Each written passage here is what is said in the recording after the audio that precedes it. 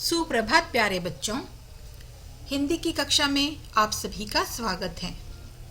बच्चों, कक्षा पहली के अंतर्गत हमने रंगोली पाठ्य पुस्तक में अब तक लालची रानी, परिलोक की सैर, फुंदनों वाली टोपी और इसके पश्चात पाठ 16 सदा कहना मानो, इस पाठ का वाचन व स्पष्टीकरण कर लिया है। बच्चों, पिछली कक्षा में हमने आपको पाठ 16 सदा कहना मानो इस पाठ का वाचन व स्पष्टीकरण करके बताया था। इस पाठ में हमने क्या पढ़ा था? हमने यह पढ़ा था कि एक मिंटू नाम का लड़का होता है। वह बहुत शरारती और जिद्दी होता है। उसे सूखे मेवे खाना बहुत अच्छा लगता है और इसलिए अक्सर जब उसकी माँ उसे सूखे मेवे देती है तब वह बहुत लालच करता है कि माँ मुझे सूखे मेवे और चाहिए और चाहिए। माँ जब उसे 4 या 5 सूखे मेवे देती तो वह और मांगता। माँ के और देने पर तब भी वह शांत नहीं होता और वह और मांगता। इस तरह से वह सोचता था कि मैं जी भरकर सूखे मेवे खा लूं। जबकि सूखे मेवे कैसे होते हैं बच्चों? गर्म होते हैं, तो हमें इसे सही प्रमाण में, उचित प्रमाण में ही खाना चाहिए, न कि ज़रूरत से ज़्यादा या पेट भर खाना चाहिए। लेकिन मिंटू इस बात को समझता ही नहीं था। माँ के समझाने पर भी वह मानता नहीं था और अक्सर ज़्यादा सूखे मेवे खाने के लिए वह बहुत जिद करता था। आप चित्र में देख सकते हैं कि मिंटू की माँ उसे बार बार समझाती है कि बेटा सूखे मेवे हमें बहुत सही यानी कम मात्रा में या उचित प्रमाण में ही खाने चाहिए, लेकिन वह नहीं मानता और बार बार सूखे मेवों की जिद करता है। एक दिन मिंटू की माँ पड़ोस वाले आंटी के यहाँ जाती है। तब मिंटू घर में अकेला होता है। वह टीवी देख रहा होता है। टीवी पर वह कार्टून देख रहा होता है और तभी अचानक उसे याद आता है कि अरे घर में तो माँ नहीं है, तो इस समय का मैं फ़ायदा उठा सकता हूँ। वह रसोई घर में जाता है। रसोई घर अर्थात किचन। वह रसोई घर में जाता है और एक स्टूल पर खड़ा हो जाता है और सूखे मेवे का डिब्बा उतारता है। आप देख सकते हैं, ये रसोई घर का चित्र आपको नज़र आ रहा है। इसमें मिंटू स्टूल पर खड़ा है और वहाँ से वह सूखे मेवे का डिब्बा उतार रहा है। इस तरह से सूखे मेवे का डिब्बा लेकर वह टीवी देखने बैठ जाता है। आप अगला चित्र देखिए कि किस तरह से मिंटू पूरा का पूरा ड्राई फ्रूट्स का डिब्बा लेकर बैठ गया है और वह टीवी देख रहा है। टीवी पर वह अपना पसंदीदा कार्टून देखते देखते बहुत सारे सूखे मेवे खा लेता है। उसे पता ही नहीं चलता कि टीवी देखते देखते उसने बहुत सारे सूखे मेवे खा लिए हैं। और माँ के आने के पहले वह चुपचाप सूखे मेवे का डिब्बा उसी तरह से उसी जगह पर रख देता है। जब माँ घर में आती है, माँ को कुछ भी पता नहीं चलता, लेकिन मिंटू की जो तबीयत है वह खराब होने लगती है। धीरे धीरे मिंटू अपने आप को असहाय महसूस करने लगता है और उसे महसूस होता है कि उसके पेट में तेजी से दर्द हो रहा है। पहले तो वह दर्द काफ़ी सहने की कोशिश करता है। वह चाहता है कि मम्मी को इस बात का पता न चले कि उसने सूखे मेवे खाए थे और इसीलिए उसका पेट दर्द हो रहा है। इसलिए वो अपनी माँ को पहले तो कुछ नहीं बताता, लेकिन जब ज़रूरत से ज़्यादा उसका पेट दुखता है ना, तब वह अपनी माँ से छिपा नहीं पाता और अपनी माँ को वह सारी बातें बता देता है। माँ तो उस दिन उसके लिए उसके पसंद की चीज़ें बनाती है, उसके पसंद के पकवान बनाती है, लेकिन माँ भी यह नोटिस करती है कि वह कुछ खा पी नहीं रहा है और चुप चुप सा है।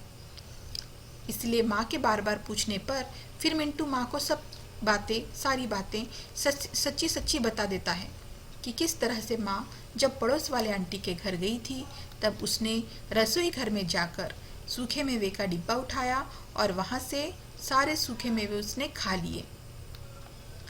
पहले तो माँ उस पर नाराज़ होती है कि उसने चोरी छुपे किचन में जाकर सूखे मेवे बहुत सारे खा लिए, लेकिन चूंकि वह सच सच सारी बातें बता देता है, माँ का गुस्सा बहुत जल्दी शांत हो जाता है और माँ को इस बात की खुशी होती है कि कम से कम मिंटू ने सच तो बोला है। फिर माँ उसे शांत कराती है और उसे दवाई देती है, पेट दर्द की दवाई देती है। पेट दर्द की दवा पीकर थोड़ी ही देर बाद मिंटू को अच्छा लगने लगता है।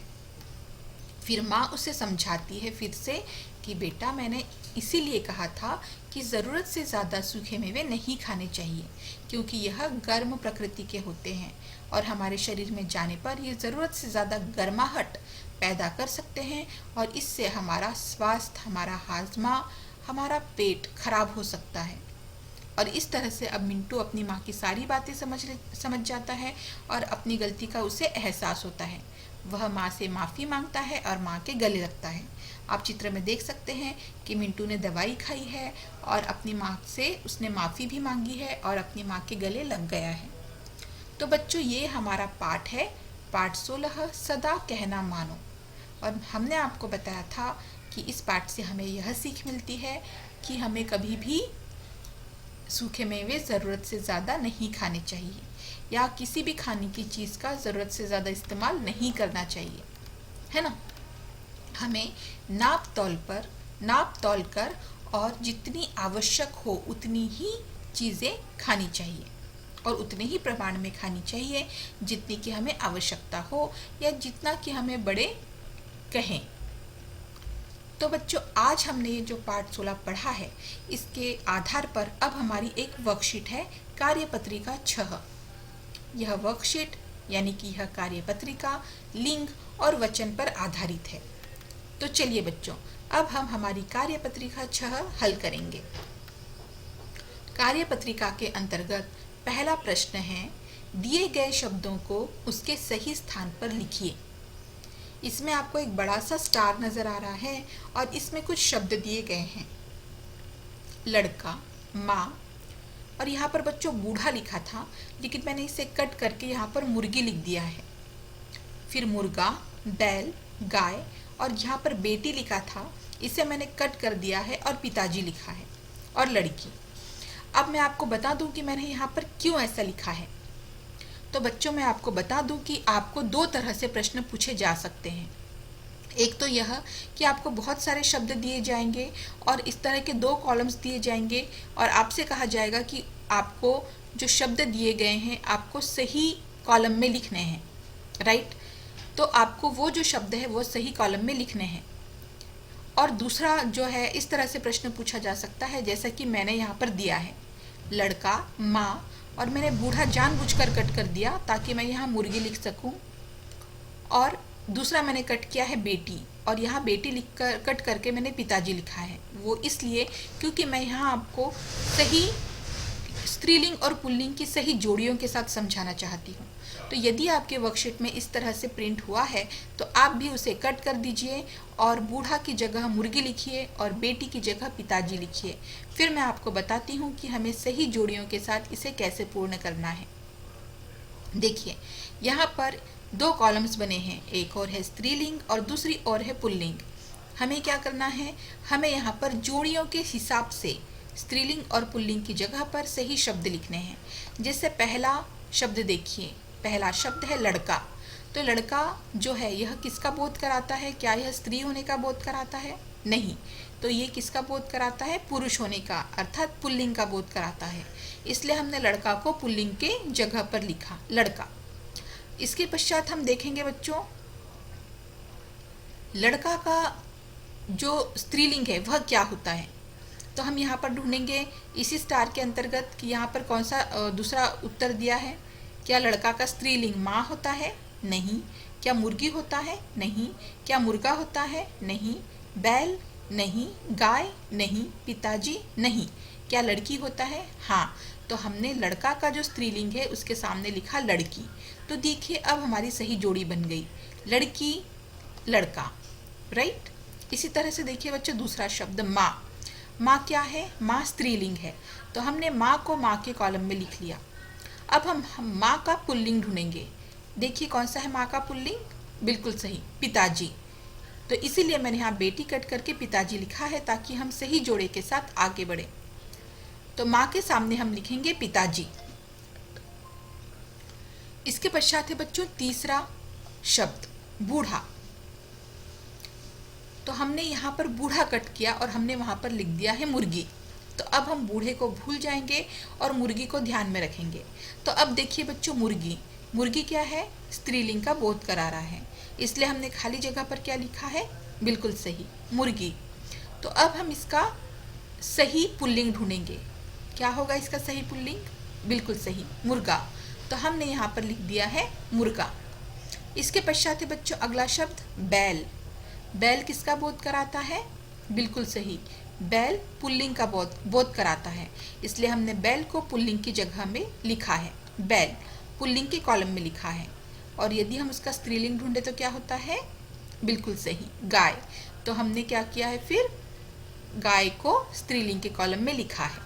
तो देखिए अब हमारी सही जोड़ियां बन गई है। लड़की स्त्रीलिंग, लड़का पुल्लिंग, माँ स्त्रीलिंग, पिताजी पुल्लिंग, मुर्गी स्त्रीलिंग, मुर्गा पुल्लिंग, गाय स्त्रीलिंग, बैल पुल्लिंग। तो इस तरह से हमने जोड़ियां बना ली है बच्चों। इसके पश्चात हम आगे बढ़ते हैं। प्रश्न 2। प्रश्न 2 है, पढ़ो, समझो और लिखो। जैसे आपके पास एक उदाहरण दिया गया है, जैसे शरारत प्लस ई क्या बना? शरारती। शरारत प्लस ई क्या बना? शरारती। इसी तरह से हम लिखेंगे तेज प्लस ई क्या बनेगा? तेजी। तेज प्लस ई मिलकर क्या बनेगा? तेजी। चूंकि यहाँ बड़ी ई है इसलिए हम क्या करेंगे? बड़ी ई की मात्रा लगाएंगे। तेज प्लस ई, तेजी। फिर मेहनत प्लस ई क्या होगा? मेहनती। मेहनत लिखेंगे और उसमें ई की मात्रा लगा देंगे। मेहनत प्लस ई, मेहनती। इसके पश्चात है बच्चों लालच। लालच प्लस ई, तो हमने क्या लिखा? लालची। लालच प्लस ई क्या लिखा? लालची। तो इस तरह से हमने शब्द पूर्ण किए। एक बार हम फिर से पढ़ लेते हैं। तेज प्लस ई, तेजी। मेहनत प्लस ई, मेहनती। लालच प्लस ई, लालची। इसके पश्चात है बच्चों प्रश्न 3। नीचे दिए गए शब्दों के वचन बदलकर लिखिए। यहाँ पर आप चित्र में देख सकते हैं बच्चों, एक आँख बनाई हुई है, तो यहाँ पर लिखा है एक आँख। और दूसरे कॉलम में एक से ज़्यादा यानी कि 2 आँखें हैं, तो यहाँ हमने लिखी है 2 और फिर हमने क्या किया? उसका बहुवचन लिखा। तो यदि एक है तो हम कहते हैं आँख और एक से ज़्यादा है तो हम क्या कहते हैं? आँखें। लेकिन बच्चों आपको मैं बता दूं कि वचन के भी कुछ नियम होते हैं। हालांकि यह नियम आपको आगे की कक्षा में समझाए जाएंगे, लेकिन आप अभी से थोड़ा सा समझने की कोशिश कीजिए। बच्चों जब एक वचन में कोई शब्द लिखा हो, है ना, जब एक वचन में कोई शब्द लिखा हो तो उसका बहुवचन करते समय वह जो शब्द है उसमें एक ही मात्रा लग जाती है। जैसे देखिए आँख, यहाँ पर लिखा है आँख, और ये आँख जो है ये किसका बोध करा रहा है? बिल्कुल सही, स्त्रीलिंग का बोध करा रहा है। क्योंकि आँख, हम क्या कहते हैं? मैंने आँख खोली, है ना, मैंने आँख खोली, उसने आँखों से देखा। तो कहने का मतलब यह है कि जो आँख है यह स्त्रीलिंग होने का बोध करा रहा है। इसलिए जब हम किसी ऐसे शब्द का बहुवचन करें जो स्त्रीलिंग होने का बोध कराता है तो उसमें एक ही मात्रा लग जाती है, और चूंकि वह स्त्री होने का बोध कराता है वहाँ पर बिंदी भी लग जाती है।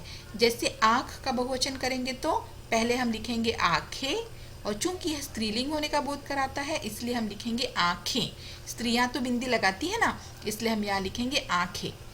जैसे देखिए बच्चों दूसरा उदाहरण देखिए, घोड़ा, एक घोड़ा, और यहाँ पर है एक से ज़्यादा घोड़े यानी 3 घोड़े। तो हमने लिखा 3 घोड़े, लेकिन नियम के हिसाब से हमने यहाँ पर घोड़े लिखा। हमने यहाँ बिंदी क्यों नहीं लगाई जैसे हमने आँखें में बिंदी लगाई है? वो इसलिए क्योंकि घोड़ा पुल्लिंग होने का बोध कराता है। घोड़ा भागा, घोड़ा चला, घोड़ा दौड़ा, इससे समझ में आता है कि यह पुल्लिंग होने का बोध कराता है। अतः जब हम किसी पुल्लिंग शब्द का बहुवचन करते हैं, जब हम किसी पुल्लिंग शब्द का बहुवचन करते हैं तो उसमें एक ही मात्रा लग जाती है, लेकिन चूंकि वह पुल्लिंग है इसलिए उसमें बिंदी नहीं लगती। अगर वह शब्द स्त्रीलिंग होता तो उसमें बिंदी लग जाती। जैसे ऊपर का शब्द देखिए आँख, मैंने आँख खोली, है ना, तो ये आँख है, ये स्त्रीलिंग होने का बोध करा रही है। इसलिए हमने क्या किया? हमने आँख लिखा, उसमें एक ही मात्रा लगाई, और चूंकि यह स्त्रीलिंग होने का बोध कर रहा है इसलिए हमने यहाँ बिंदी भी लगाई। लेकिन घोड़ा जो शब्द है यह कौन सा शब्द है, पुल्लिंग होने का बोध करा रहा है, इसलिए हमने इसका बहुवचन करते समय एक ही मात्रा तो लगाया, लेकिन चूंकि घोड़ा यह पुल्लिंग का शब्द है, पुरुष होने का बोध करा रहा है, इसलिए हमने यहाँ पर बिंदी नहीं लगाई। अगर घोड़ा की जगह कोई ऐसा शब्द होता जो स्त्रीलिंग होने का बोध कराता, तो चूंकि स्त्रियां बिंदी लगाती है तो हम भी बिंदी लगाते, लेकिन यहाँ पर घोड़ा पुल्लिंग शब्द है, इसलिए जब हम इसका बहुवचन करेंगे तो घोड़े होगा, घोड़े नहीं होगा, केवल घोड़े होगा। उसी तरह से नीचे देखिए बच्चों, जूता, एक जूता। अब जूता भी मैंने जूता पहना, मैंने जूता निकाला, जूता टाइट हो गया, है ना, तो इस तरह से हम कैसे कहते हैं, पुल्लिंग वाला शब्द है ये, जूता पुल्लिंग वाला शब्द है। तो जब हम इसका बहुवचन करेंगे कि इसमें केवल एक ही मात्रा लगेगी, इसमें बिंदी नहीं लगेगी। राइट, समझ में आ गया। जैसे मान लीजिए अगर मैंने कहा होता रास्ता, तो रास्ता भी पुल्लिंग का बोध कराता है। मैंने रास्ता देखा, रास्ता आगे की ओर जा रहा है, तो रास्ता भी पुल्लिंग होने का बोध कराता है। तो हम इसका बहुवचन करते समय केवल रास्ते लिखेंगे। समझ में आ गया। लेकिन मान लीजिए कि कौन सा शब्द दूं मैं, जैसे आँख का उदाहरण सबसे अच्छा है। जैसे मैंने आँख का बताया, आँख जो है यह स्त्री होने का बोध करा रहा है, स्त्रीलिंग होने का बोध करा रहा है। आँख स्त्रीलिंग का बोध होता है इससे, तो हमने क्या किया, आँख का हमने बहुवचन किया आँखें, और इसमें चूंकि यह स्त्रीलिंग होने का बोध कराता है तो हमने यहाँ पर बिंदी लगा दी, है ना। तो इसी तरह से हमें क्या करना है, जब हम बहुवचन करें तो हमें सबसे पहले यह देखना है कि वह शब्द पुल्लिंग होने का बोध करा रहा है या स्त्रीलिंग होने का। अगर वह केवल पुल्लिंग होने का बोध कराता है तो हम उसमें केवल एक ही मात्रा लगाकर बहुवचन कर देंगे, घोड़ा घोड़े, जूता जूते। लेकिन अगर वह स्त्रीलिंग होने का बोध कराता है तो हम क्या करेंगे, हम पहले एक ही मात्रा तो लगाएंगे और उसमें बिंदी भी लगाएंगे। क्लियर। तो जैसे एक आँख तो एक से ज़्यादा है तो आँखें, एक घोड़ा एक से ज़्यादा है तो घोड़े, एक जूता एक से ज़्यादा है तो जूते। तो समझ में आ गया। इस तरह से हमें यह वचन बदलो हल करना है। हालांकि बच्चों अभी आपको इतना इस फर्स्ट स्टैंडर्ड में इतना ज़्यादा नहीं होता है, यह सब आपको सेकेंड और थर्ड में डिटेल में अच्छे से समझाया जाएगा। लेकिन मैंने आपको अभी से नियम बताए हैं। अगर आपको नियम समझने में कठिनाई होती है तो आप इस तरह से भी लिख सकते हैं, एक आँख एक से ज़्यादा आँखें, एक घोड़ा एक से ज़्यादा घोड़े, एक जूता एक से ज़्यादा जूते। तो आप ऐसे भी लिख सकते हैं। और यदि आप नियम के हिसाब से लिखते हैं तो बिल्कुल सही जा रहे हैं, बिल्कुल भी आपका जो उत्तर है वह गलत नहीं होगा। इसलिए आप कोशिश कीजिए कि जो नियम मैंने आपको बताए हैं, जो अभी तो मैंने केवल पहला नियम बताया है, वचन बदलों में बहुत से नियम हैं, तो अभी आप पहले ये नियम ध्यान में रखिए कि यदि पुरुष होने का बोध कराता है शब्द तो वहाँ पर केवल एक ही मात्रा आएगी बहुवचन में, और स्त्री होने का बोध कराता है शब्द तो वहाँ पर एक ही मात्रा के साथ बिंदी आ जाएगी। राइट। तो यह था हमारा प्रश्न 3। इसके पश्चात हम आगे बढ़ते हैं। प्रश्न 4, एक वचन और बहुवचन शब्द चुनकर लिखिए। अब देखिए बच्चों, मैंने जब भी आपको पहला जो प्रश्न समझाया था उसी तरह से यहाँ पर, यानी लिंग बदलो जो समझाया था उसी तरह यहाँ पर वचन बदलो का भी एक प्रश्न दिया है। लेकिन यहाँ पर शब्द अलग अलग हैं। आपको केवल उनके घरों में उन्हें रखना है, आपको यहाँ अगर जोड़ियों के हिसाब से नहीं रखना है। राइट। जैसे देखिए बच्चों, डिब्बा, तो सॉरी डिब्बे, यहाँ पर लिखा है डिब्बे। अगर डिब्बा होता तो वह एक वचन में होता, पर ये है डिब्बे, यानी एक से ज़्यादा डिब्बे। तो हमने क्या किया, इसको कौन से कॉलम में लिखा, बिल्कुल सही, बहुवचन के कॉलम में लिखा। इसके पश्चात है बच्चों कमरा। तो कमरा किसका बोध कराता है हमें, एक वचन का, इसलिए हमने कमरा को एक वचन के कॉलम में लिखा।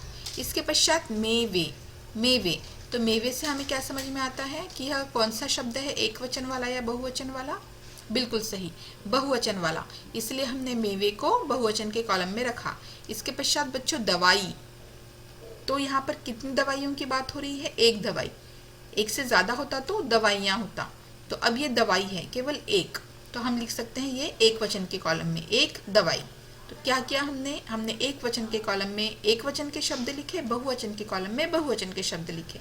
जैसे एक वचन के कॉलम में हमने लिखा कमरा और दवाई, और बहुवचन के कॉलम में हमने लिखा डिब्बे और मेवे। तो समझ में आ गया बच्चों।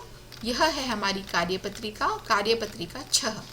तो अभी आपको क्या करना है, अभी आपको बार बार इस वीडियो को देखना है, समझना है और मुख्य रूप से वचन बदलो जो मैंने अभी आपको बताया है आप उसको ध्यान से समझेंगे, ताकि जब भी वचन बदलने के लिए आपसे कहा जाए तो आप आसानी से वचन को बदल पाएं, है ना। तो आज की वीडियो में बस इतना ही है।